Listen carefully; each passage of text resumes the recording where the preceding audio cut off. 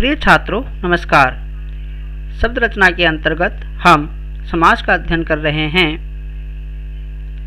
आज हम तत्पुरुष समास की उपभेद का अध्ययन करेंगे,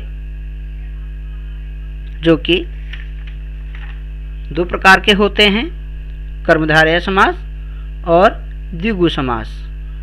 आइए दोनों समासों का अध्ययन करते हैं। कर्मधारय समास जिस समास के पूर्व पद तथा उत्तर पद में विशेषण, विशेष्य अथवा उपमेय, उपमान का संबंध पाया जाता है, वह कर्मधारय समास कहलाता है। कर्मधारय समास में उत्तर पद की प्रधानता होती है, यह हमको ध्यान रखना है। इसको इस रूप में भी समझा जा सकता है, वह समास जिसका पहला पद विशेषण एवं दूसरा पद विशेष्य होता है, अथवा पूर्व पद एवं उत्तर पद में उपमान, उपमेय का संबंध माना जाता है, उसे कर्मधारय समास कहते हैं। इस समास का उत्तर पद प्रधान होता है एवं विग्रह करते समय हमें याद रखना है, दोनों पदों के बीच में के समान है जो अथवा रूपी में से किसी एक शब्द का प्रयोग होता है। आइए हम कुछ उदाहरणों से इसे समझने का प्रयास करते हैं। जैसे नीला आकाश, नीला है जो आकाश। पीतांबर, पीला है जो अंबर। नर सिंह, नर रूपी सिंह। इसी प्रकार से विद्याधन, विद्या रूपी धन। कर कमल, कमल के समान कर। प्राण प्रिय, प्राणों के समान प्रिय। तो यह है हमारा कर्मधारय तत्पुरुष समास। दूसरा जो इसका भेद होता है वह है द्विगु समास।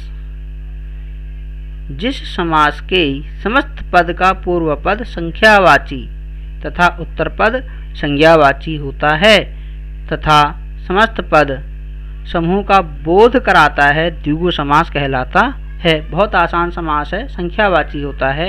इसके कुछ उदाहरण देखते हैं। नवग्रह, नौ ग्रहों का समाहार। अष्ट सिद्धि, 8 सिद्धियों का समूह। चारपाई, 4 पाइयों का समूह। त्रिकोण, त्रिमुनि, पंचानन इत्यादि बहुत सारे इसके उदाहरण हमें देखने को मिलते हैं। प्रिय छात्रों, आपको ध्यान रखना चाहिए कि समास में कर्मधारय तथा बहुव्रीहि और द्विगु तथा बहुव्रीहि समास में समानता होती है। जैसे कमल नयन, कमल के समान नयन, इसमें कर्मधारय समास भी है। और यदि हम इसका विग्रह करें, कमल के समान नयन है जिसके, कौन? विष्णु, अर्थात बहुव्रीहि समास भी है। महात्मा, महान है जो आत्मा, कर्मधारय समास भी है। महान है आत्मा जिसकी, अर्थात साधु, बहुव्रीहि समास है। चरण, कमल, कमल रूपी चरण, कर्मधारय समास है। कमल के समान चरण है जिसके, श्री कृष्ण, बहुव्रीहि समास हो गया। इसी प्रकार से हम यदि बहुव्रीहि समास और द्विगु समास में देखें तो भी हमें बड़ी समानता मिलती है। दशानन, 10 आननों का समाहार, द्विगु समास। 10 हैं आनन जिसके, अर्थात रावण, बहुव्रीहि समास। त्रिकोण, 3 हैं कोण जिसमें, बहुव्रीहि समास। 3 कोणों का समूह, द्विगु समास।